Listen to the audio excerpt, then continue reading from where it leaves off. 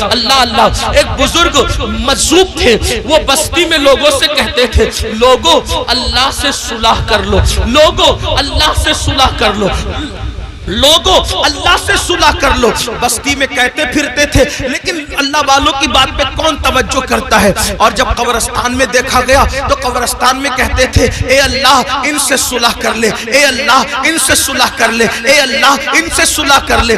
تو لوگوں نے کہا بابا بات بستی بدلتی ہے، بات بدلتی ہے. آپ بستی میں کہہ رہے تھے کہ لوگوں اللہ سے صلح کر لو، اور قبرستان میں کہتے ہو اللہ ان سے صلح کر لے. جملہ کیوں بدل گیا قبرستان میں؟ بزرگ فرماتے ہیں بابا بات یہ ہے کہ جب انسان زندہ تھا تو اللہ اس سے صلح کرنا چاہتا تھا، اللہ اس سے صلح کرنے کے لیے تیار تھا، اسی لیے کہہ رہا تھا اللہ سے صلح کر لو. اللہ بندے کو، زندہ بندے کو روزانہ پکار کر کہتا ہے، رات کے آخری حصے میں اللہ کہتا ہے اے میرے بندو، رات کے پاپیوں، رات کے مجرموں، آؤ صبح پھوٹنے سے پہلے توبہ کر لو تاکہ اپنے دامن کرم میں، دامن رحمت میں تمہیں چھپا لوں، جگہ دے دوں. اللہ ہر رات پہلے آسمان پر تجلی کرتا ہے جیسا کہ اس کی شان ہے، اور اپنے بندوں سے کہتا ہے آؤ مجرموں میری بارگاہ میں توبہ کرو تاکہ میں تمہیں معاف کر دوں. اور جب سورج غروب ہوتا ہے تو غروب ہونے سے پہلے پھر صدا لگاتا ہے جیسا کہ اس کی شان ہے، آواز دیتا ہے بندوں کو جیسا کہ اس کی شان ہے، میرے بندوں آؤ دن گزرنے سے پہلے پہلے دن کے مجرموں توبہ کر لو تاکہ میں تمہیں معاف کر دوں. ہائے انسان تیری غفلت پر افسوس ہے، لیڈر بلائے تو دوڑا دوڑا جاتا ہے، M L A M P بلائے تو دوڑا دوڑا جاتا ہے. روزانہ میرا اللہ جو کروڑوں ماؤں سے زیادہ ہم سے پیار کرتا ہے، میرا اللہ جو کروڑوں ماؤں سے زیادہ ہم سے محبت کرتا ہے، میرا اللہ جو ہماری ستر پوشی کرتا ہے، وہ ستار ہے، عیبوں کا چھپانے والا ہے.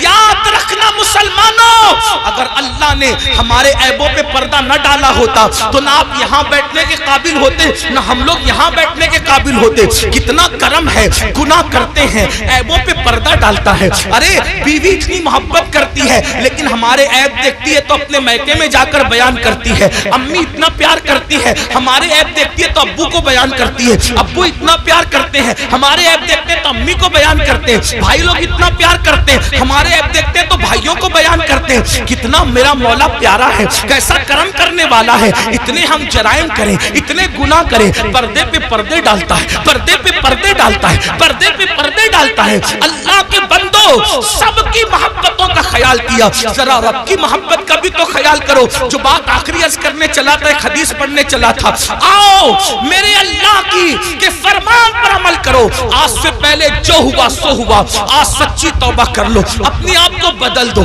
زندگی میں تبدیلی پیدا کر لو، زندگی میں انقلاب پیدا کر لو. پتا ہے اللہ نے کیسے کیسوں کو معاف کیا؟ بس یہ روایت پڑھ کے بات ختم کروں گا تاکہ میرا جوان جو گانے سن کر مجرم ہو گیا، جو زنا کر کے مجرم ہو گیا، جو عورتوں سے پیار کے نام پہ مجرم ہو گیا، ان کو دھاڑس بندے کہ ہم توبہ کریں تو اللہ ہمیں معاف کرے گا، اللہ ہماری مغفرت کرے گا.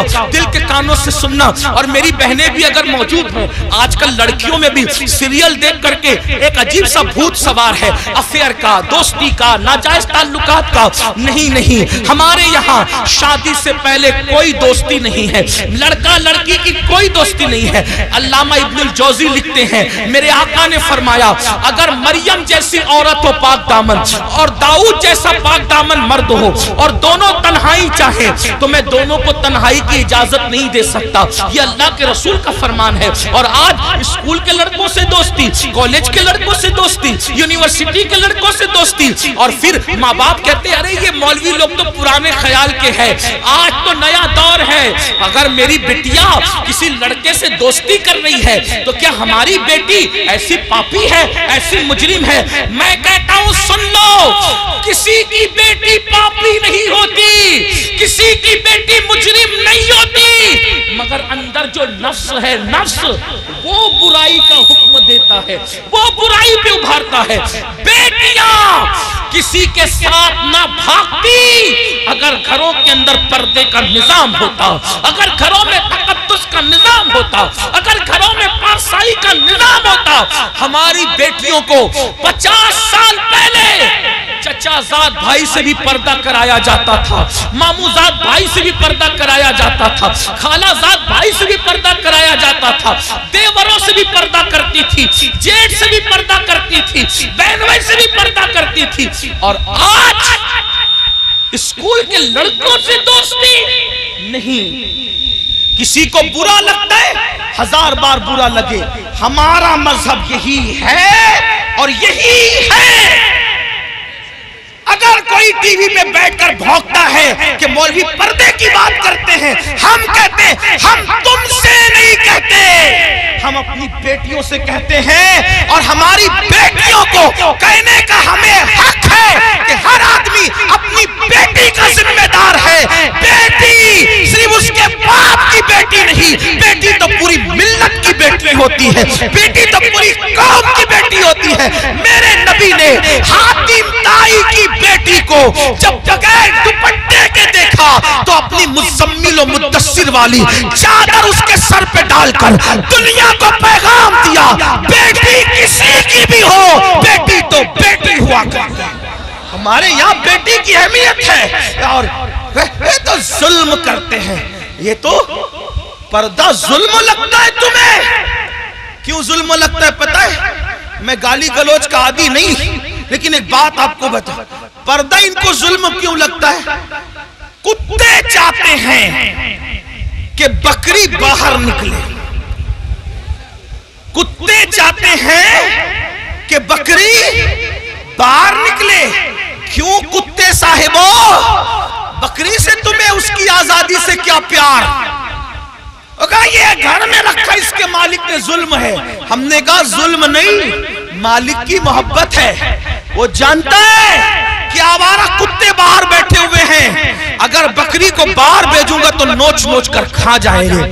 اس نے محبت سے گھر میں رکھا ہے تاکہ آوارہ کتوں کی نظر نہ پڑے.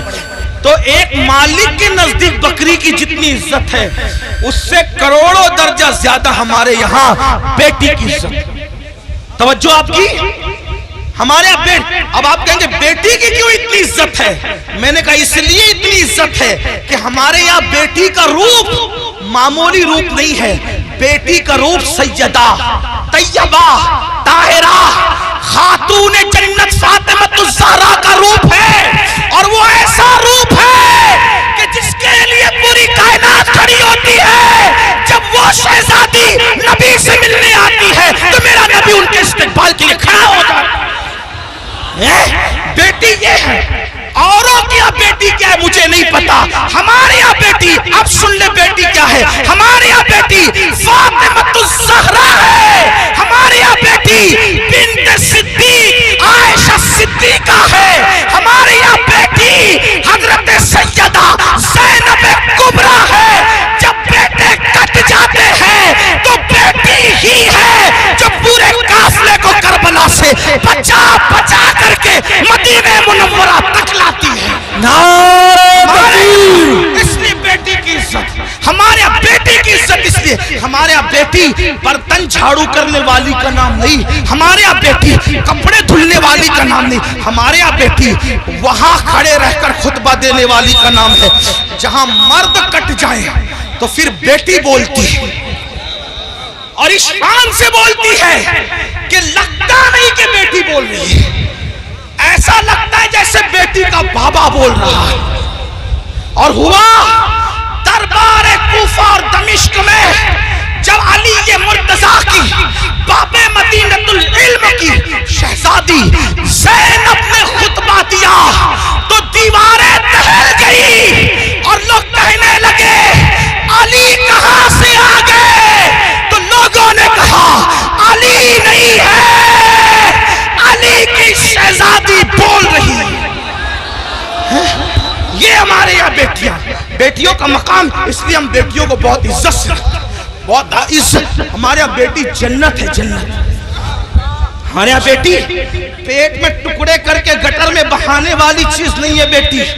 بیٹی چومنے والی. جو نبی کا غلام ہے وہ بیٹی کو کیسے ٹکڑے کر سکتا ہے؟ بلکہ ٹکڑے، توجہ کرنا جملے پہ، بیٹی کو نبی کا غلام ٹکڑے نہیں کرتا بلکہ اپنے جگر کا ٹکڑا قرار دیتا ہے. کیونکہ رسول اللہ نے اپنی شہزادی کے لیے کہا فاطمہ تو بدا تو منی، وہ تو میرے جگر کا ٹکڑا ہے. تو بات دور نکلی. عرض کیا کر رہا تھا؟ آج سے پہلے جو بھی گناہ ہوا ختم کرو, توبہ کرو. جب اللہ والے موجود ہوں توبہ کرو. اللہ نے گارنٹی دی, اللہ نے وعدہ کیا, ان اللہ لا یخلف المیعاد, اللہ کا وعدہ خلاف نہیں ہوتا. کچھ بھی ہوا توبہ کرو, سچی توبہ. مگر توبہ کون سی؟ ہر مجمع میں جو کرتے ہیں وہ نہیں. کان کھینچنا, گال پٹنا, استغفر اللہ کہنا, یہ والی توبہ نہیں. یہ غیر تربیت یافتہ پولیس ہے, ان سے میری ہاتھ جوڑ کے گزارش ہے, اللہ والو ہٹ جاؤ وہاں سے. ان کو جگہ ہی نہیں ہے بیٹھنے کے لیے, وہ کہاں بیٹھیں گے میرے بھائی؟ ہٹو وہاں سے, ڈسٹرب مت کرو, بات آخری مرحلے میں ہے. یہی تو غیر تربیت یافتہ ماحول کی نحوست ہے. ایک بار درود شریف پڑھے. آپ لوگ ہٹو میرے بھائیوں, خاکی وردی والے میرے بھائیوں, اللہ تمہارا نصیبہ چمکا دے, وہاں سے ہٹ جاؤ. جگہ نہیں, وہ بیٹھیں گے کہاں؟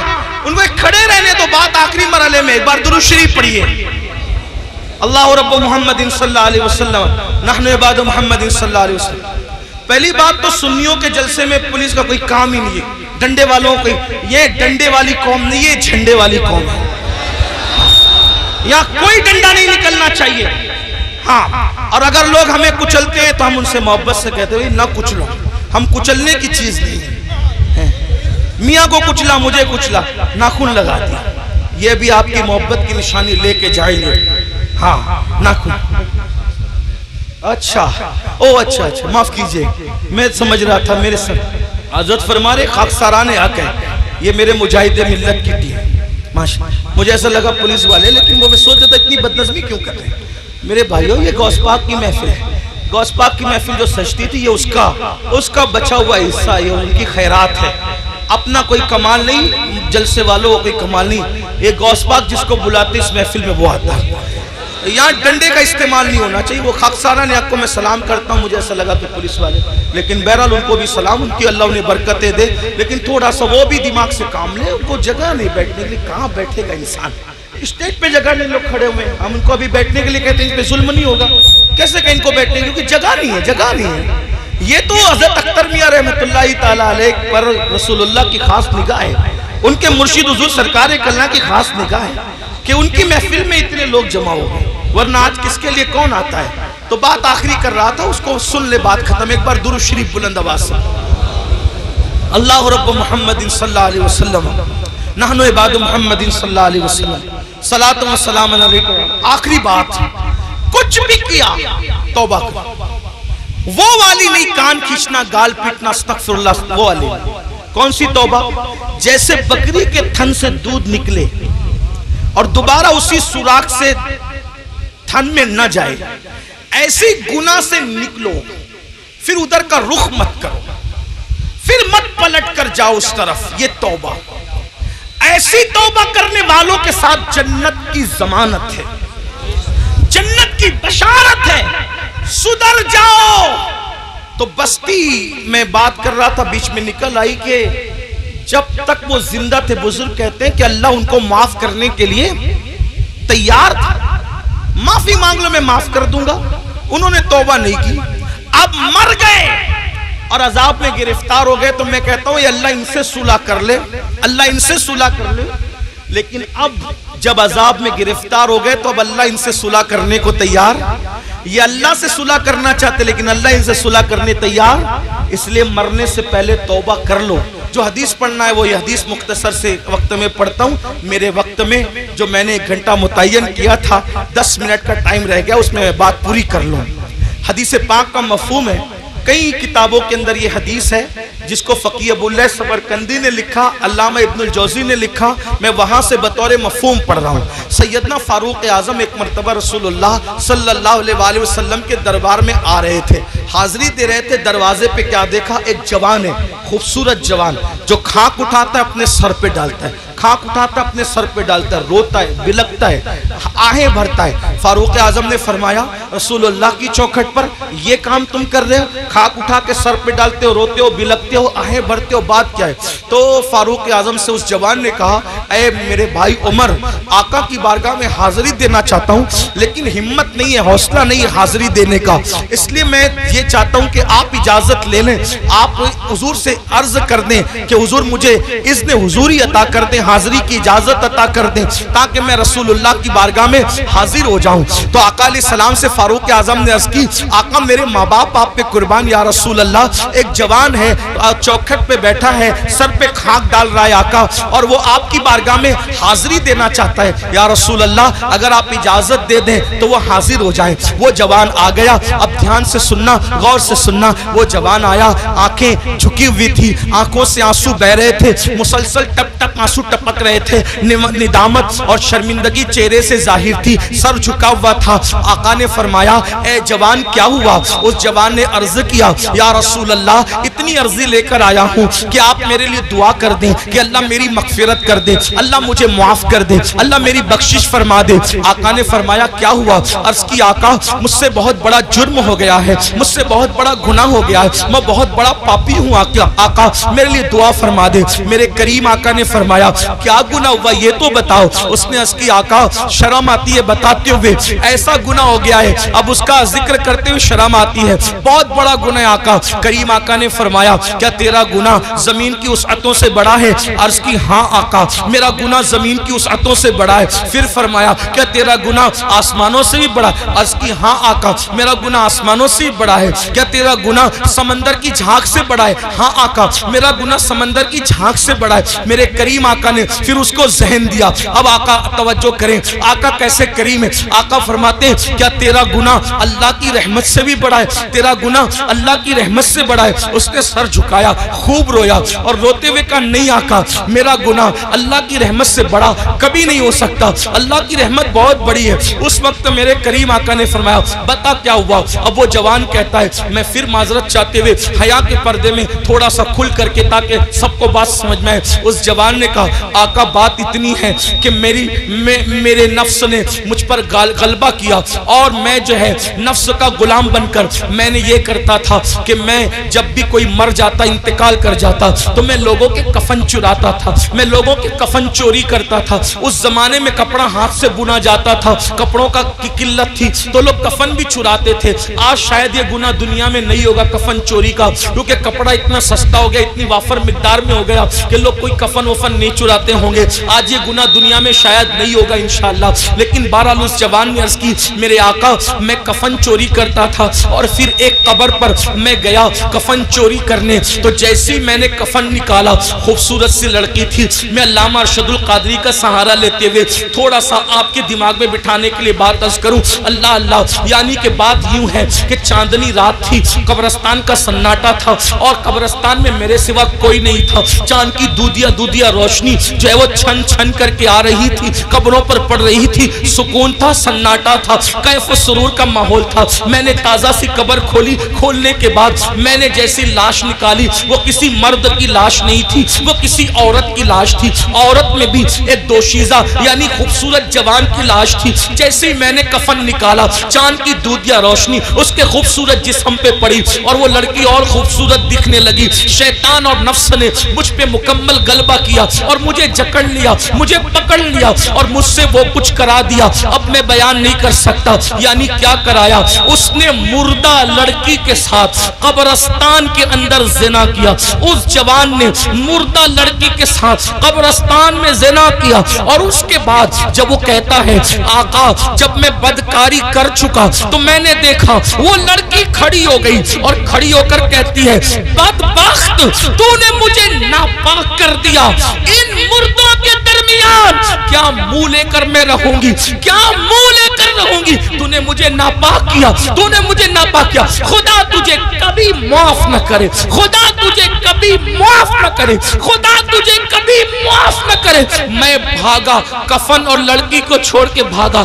آقا او دن اور آج کا دن ہے، قرار نہیں، سکون نہیں، اطمینان نہیں، کھاتا ہوں صدائے باز گشت کانوں میں ٹکراتی ہوئی محسوس ہوتی ہے، لیٹتا ہوں صدائے باز گشت کانوں میں ٹکراتی محسوس ہوتی ہے۔ آقا پریشان ہوں، کہیں قرار نہیں، کہیں سکون نہیں۔ زندگی میں گناہ کرتے کرتے یہ لمحات ضرور آتے ہیں جب انسان گناہ کر چکا ہوتا ہے تو اللہ اس پر تباہی مسلط کر دیتا ہے۔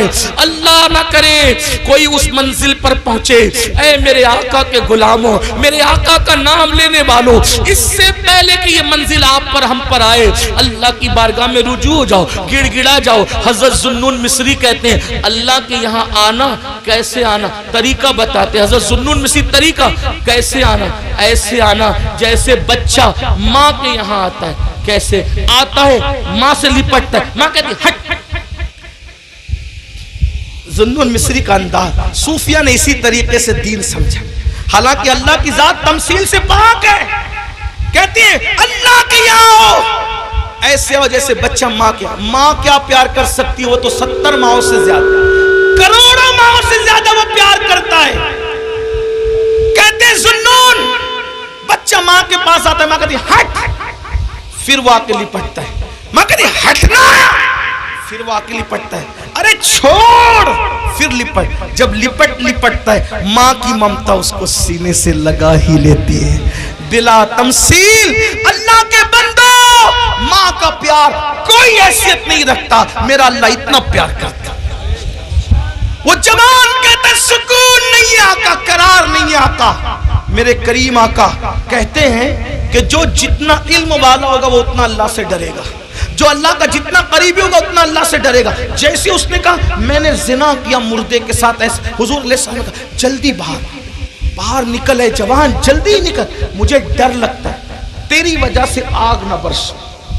کچھ لوگ یہ روایت پڑھتے ہوئے کہتے ہیں حضور نے بھگا دیا، نہیں، حضور نے اس کو نفرت کی وجہ سے نہیں بھگایا، حضور نے اللہ کی خشیت کی وجہ سے اس کو کہا جلدی نکل، ورنہ وہاں تو شان یہ چور حاکم سے چھپا کرتے ہیں یا اس کے خلاف، تیرے دامن میں چھپے چور انوکھا تیرا، اس عطے دی ہے خدا نے دامن محبوب کو، جرم کھلتے جائیں گے اور وہ چھپاتے جائیں گے، آپ روتے جائیں گے ہم کو ہنساتے جائیں گے۔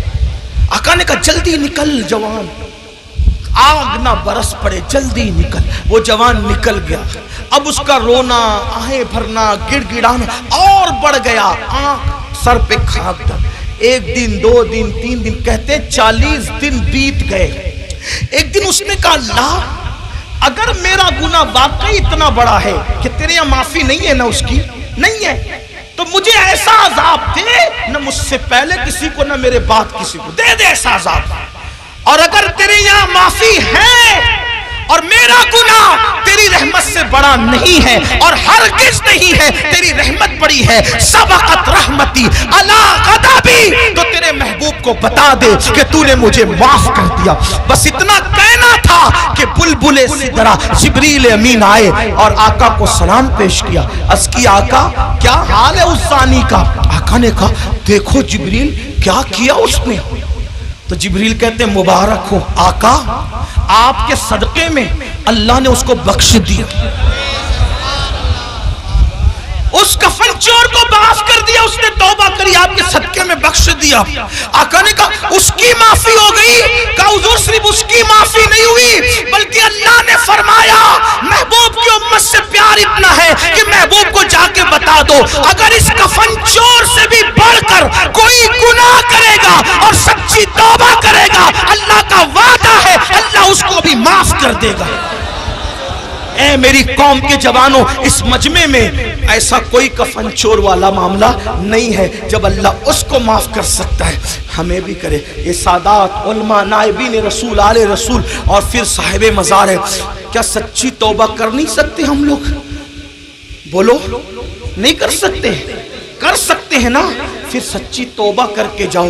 آج کے بعد گانے، غزلیں، فلمیں، گندی پکچر اور خاص طور پر نامحرم عورتوں کو دیکھنا تکنا، اس سے بچیں گے، اور زنا سے تو بار بار بچنے کی دعا کریں گے۔ اللہ مجھے ہماری نسلوں کو گناہوں سے بچنے کی توفیق عطا فرمائے۔